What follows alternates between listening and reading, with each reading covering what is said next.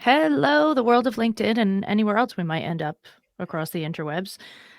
We are the Burnout Panel. We are a group of 6 women with 6 businesses and 6 perspectives that gather together to bring you the best of the best on burnout prevention and recovery practices for your organizations and your lives. Today, we're talking about burnout-related turnover and what happens when companies lose top talent.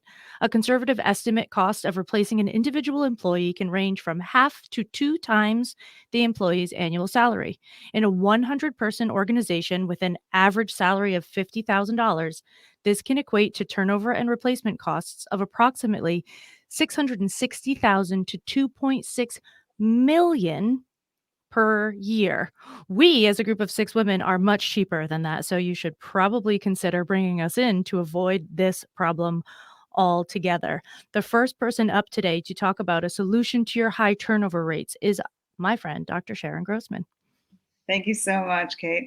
And yes, indeed, turnover is a really big problem that we are seeing today. It's costly and it's disruptive. It's disruptive for any organization.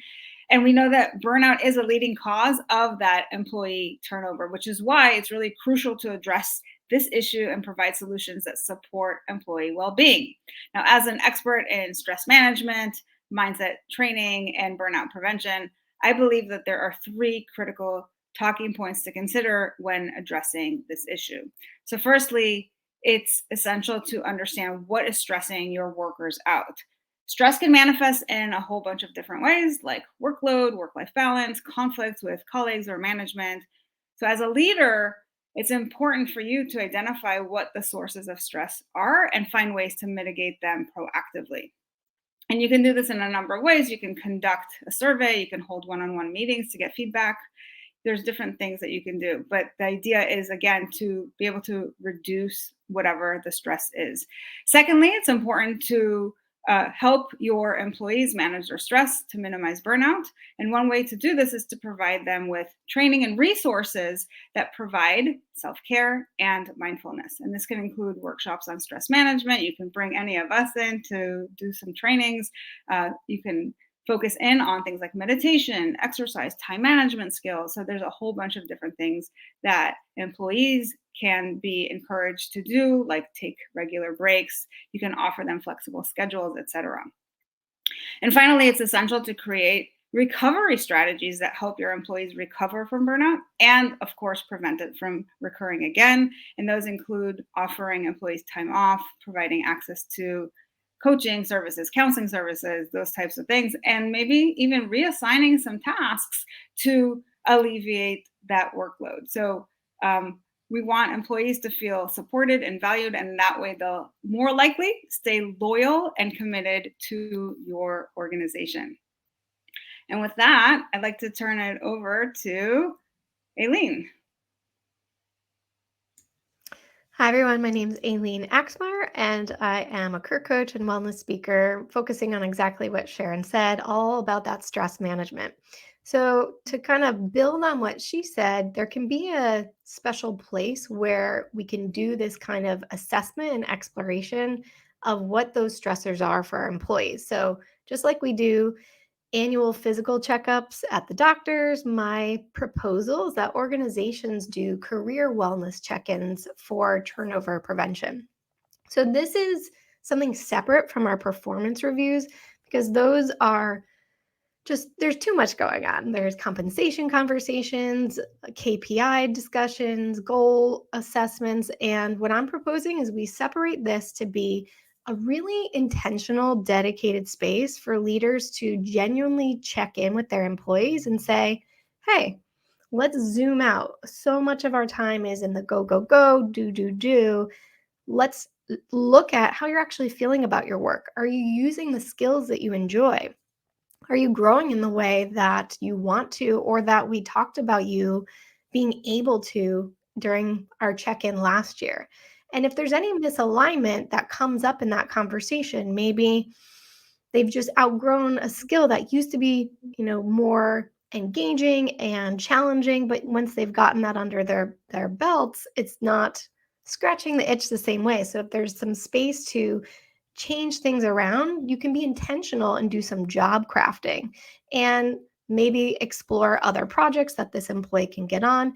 And conversely, this is a space where we've seen a lot of job absorption going on. So someone leaves, and then the tasks and the skills that were part of someone's job get absorbed by other employees. Now, talk about a reason for people leaving. If we're intentional about these check-ins, we can say, okay, wow, yeah, you're doing half of that other person's job, so you're doing a job and a half. Let's look at this and get you back to a place of more equilibrium. And it's so much better to be proactive with these conversations, and then you're better able to retain that talent and keep that institutional knowledge within your organization. So that's my tip for today, doing career wellness check-ins. And I will pass it over to Dr. Sandra.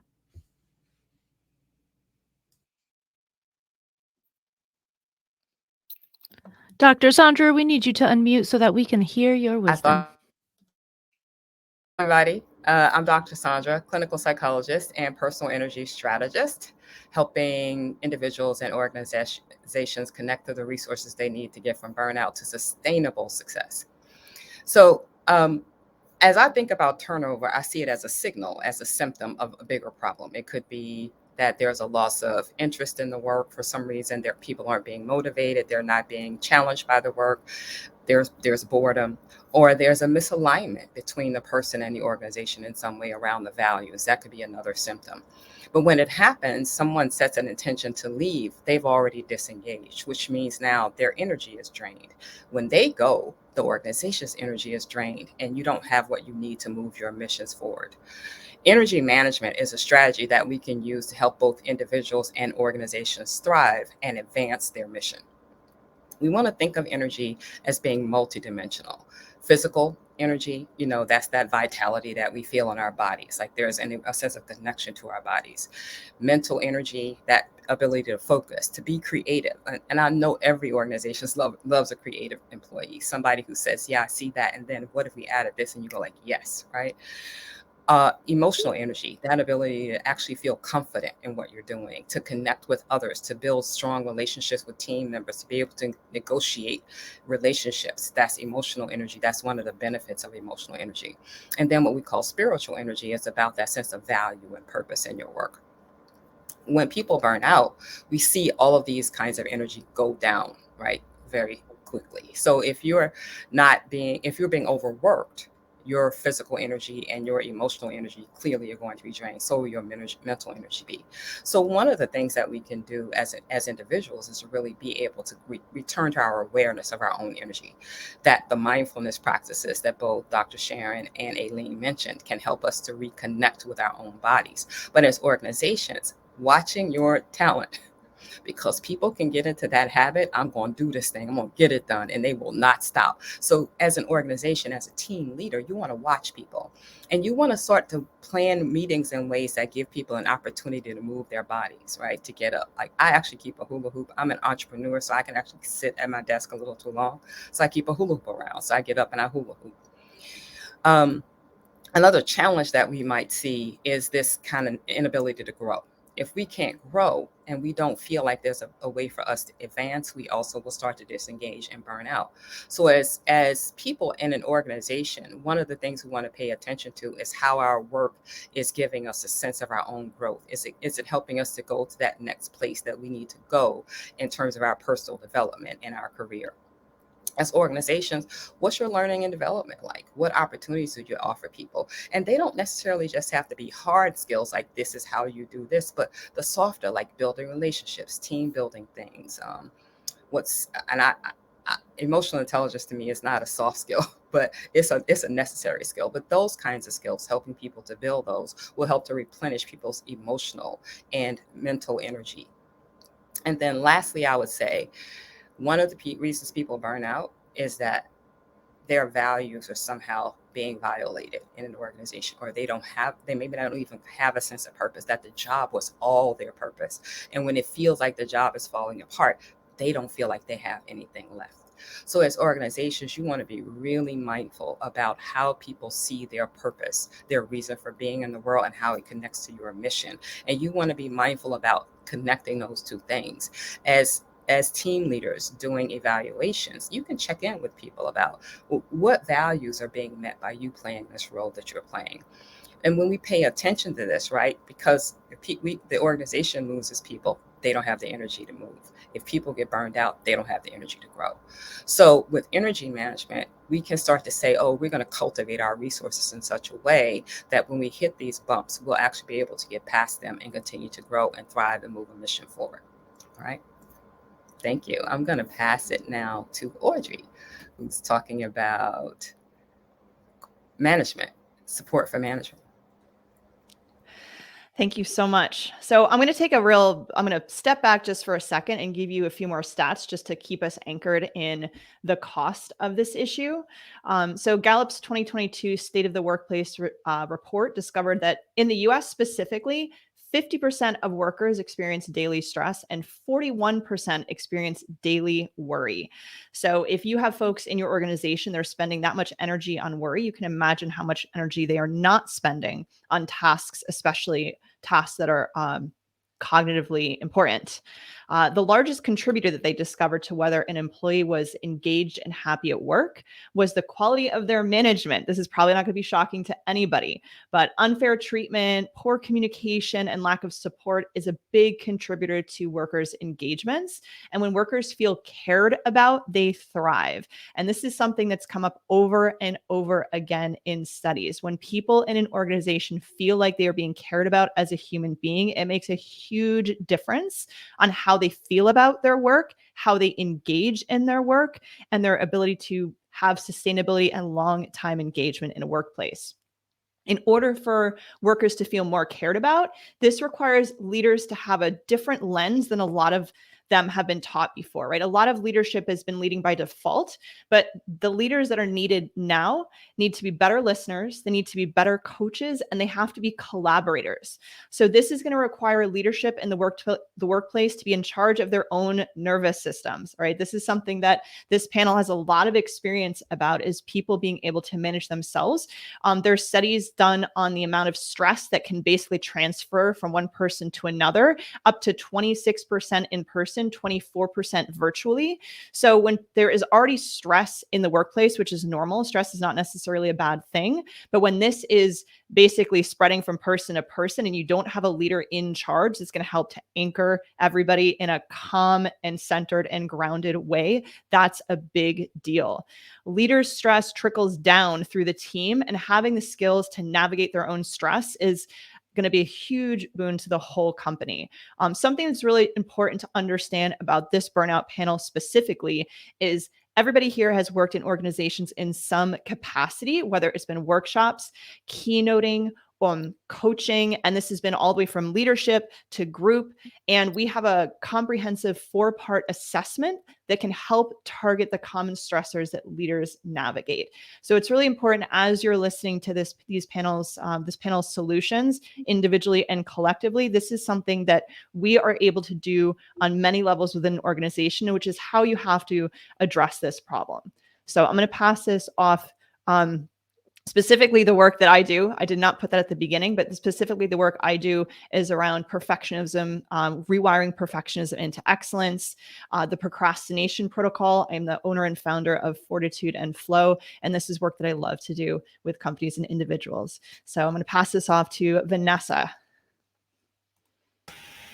Hello, everyone. So the thing about these stressors, I know some of you may be listening, you may be thinking to yourself, these are just the individual contributors. They're the ones, when we say employees, they're the ones we're talking about. And that is not true. This is everyone. These are the managers, the senior managers, the directors, the VPs, the SVPs, right? Everyone has these stressors. Everyone is, essentially prone to this whole burnout issue within your organization, right? So that stat that my peer Audrey just shared, around 50% of employees are worried about worry, right? They just sit around thinking about worry. That's not just individual contributors, that's everyone. And right now, what I do today, right, is as a professor, consultant, and speaker, I embolden women nationwide to lead prosperous community enterprises. Prior to that, though, my corporate experience was in corporate strategy. So I work with multi-billion-dollar companies in various industries and helping them, grow and scale and all the things. And so I had lots of opportunities to be on cross-functional teams, work with leaders in different positions, sit in those rooms, And the fact is that whether you're at the individual contributor level or if you are at the senior manager, director, VP, SVP level, it is paramount. A key strategy you can take away today, right? Well, it's Monday, so start of the week, so you can start this today, right now. A key strategy that you can take with you is ways for you to manage up and also manage down, right? Because you need to manage up with your, your leaders. If you're the director, you're managing up to the VP. If you're the SVP, you're managing up to the CEO. And then you at the same time, though, you want to be able to effectively manage down, right? Because I was that person on that team. I've been a individual contributor. I've also been the team lead with individual contributors underneath me.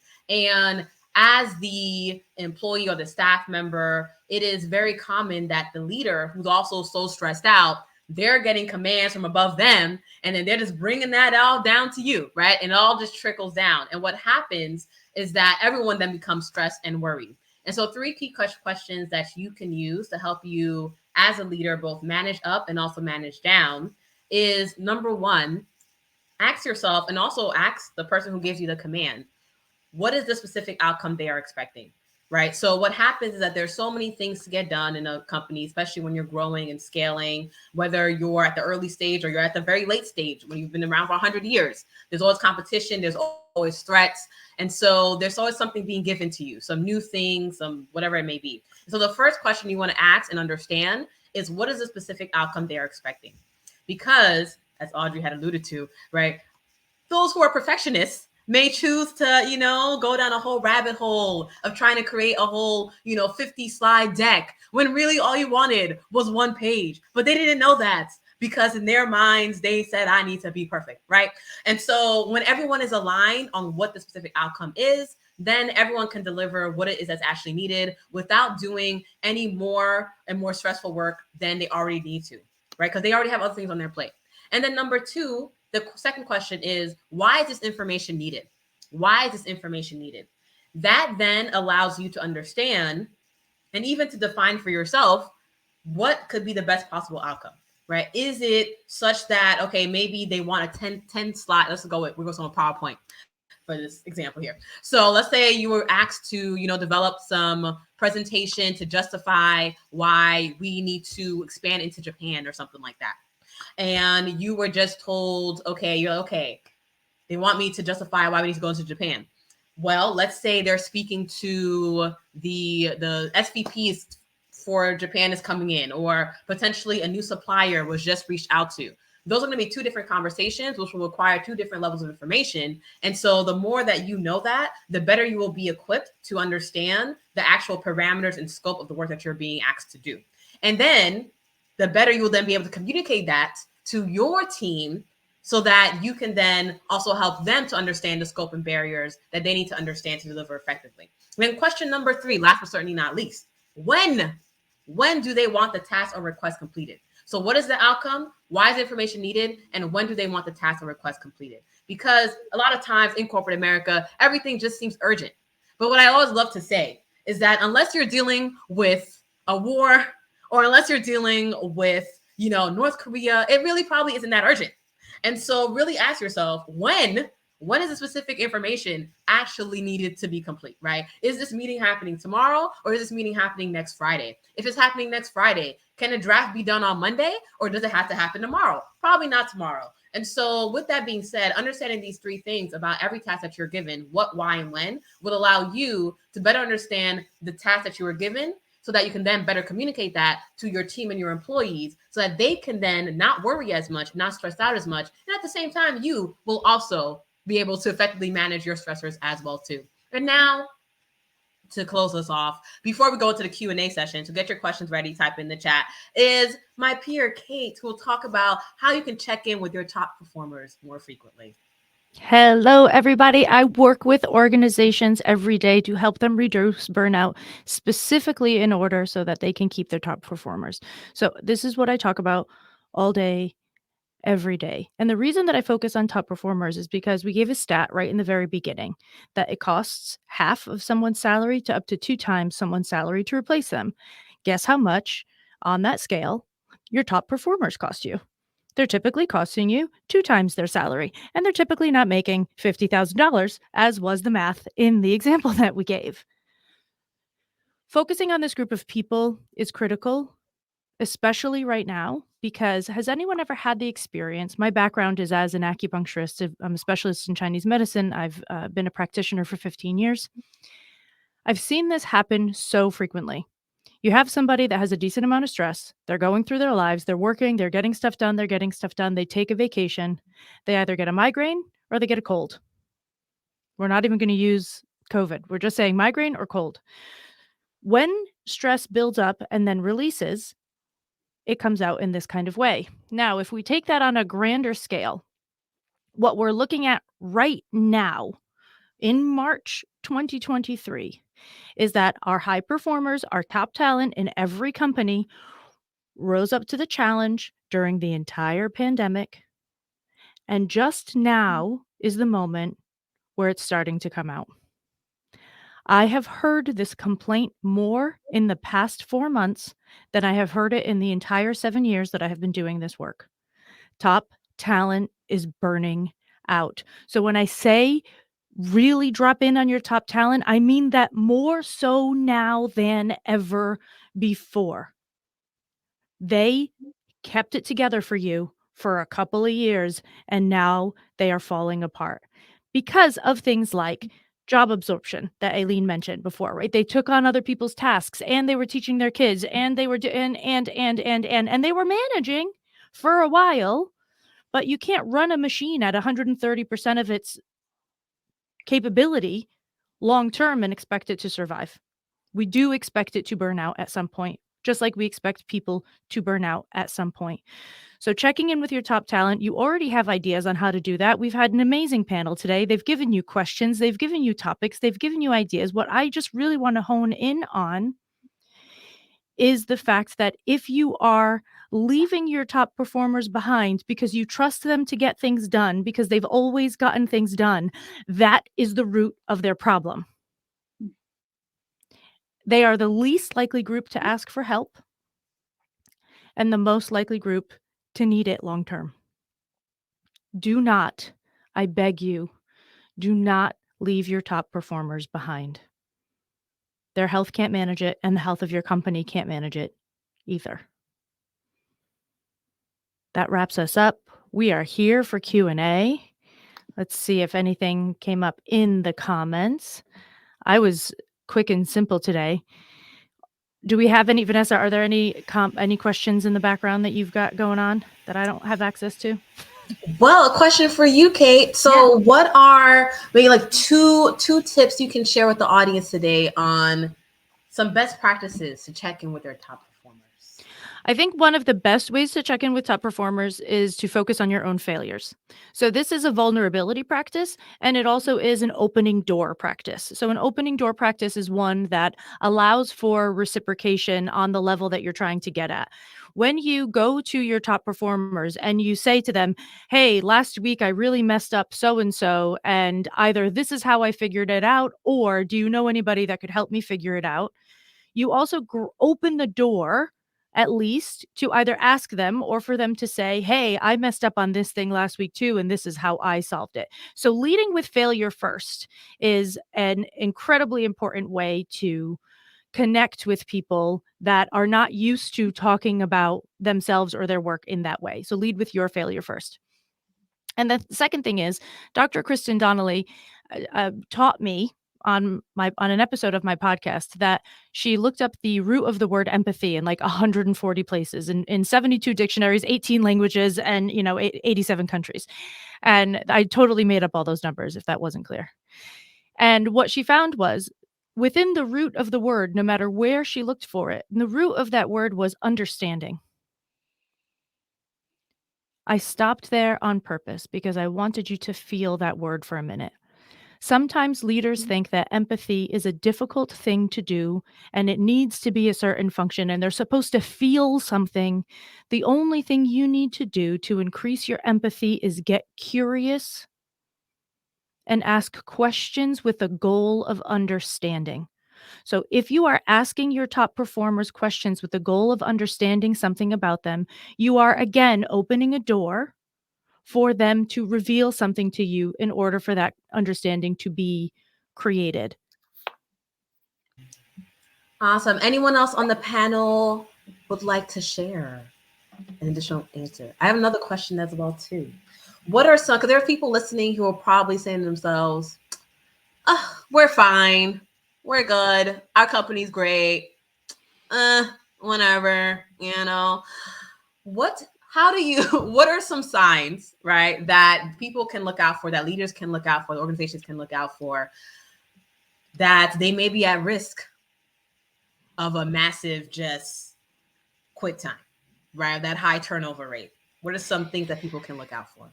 Specifically in top performers, you're looking at a reduction in work rate, right? You're looking for a lack of productivity, a change in, not even a lack, a change in productivity. So that's number one. You're looking for a change in attitude. So one of the biggest components of burnout is cynicism.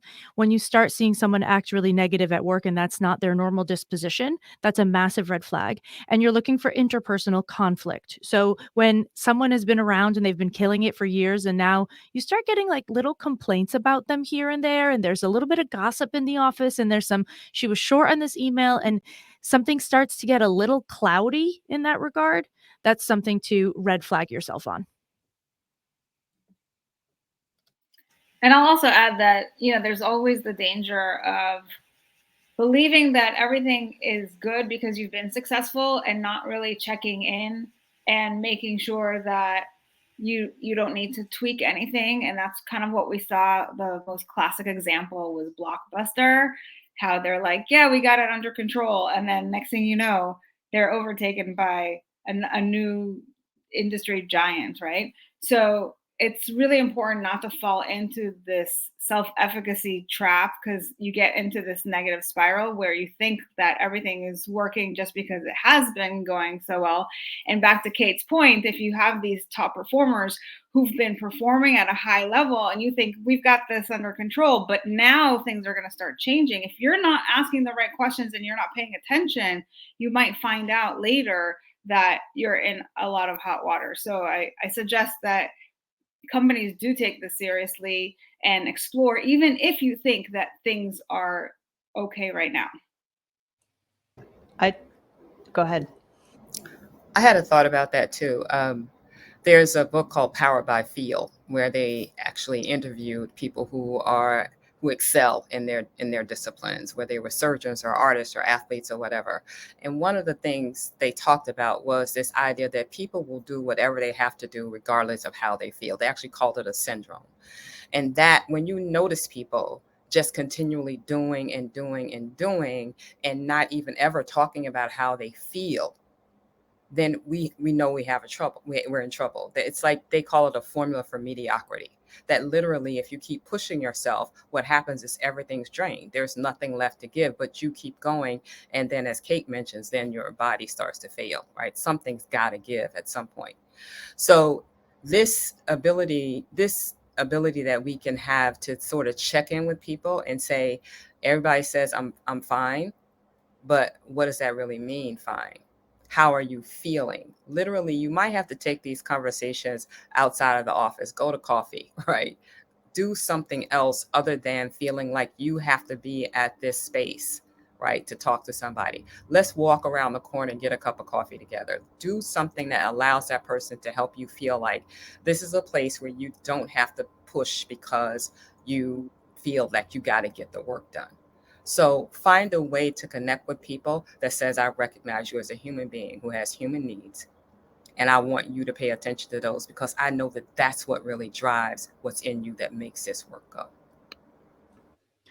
I love that. One of the biggest things with my hundreds of hours of interviews with perfectionists is that they get really good at putting their heads down and working harder. When things are not working, they work harder. And to your point, it makes it more difficult sometimes to even tell that there's something even wrong at that point, because they've been kind of running on the same level over and over and over again.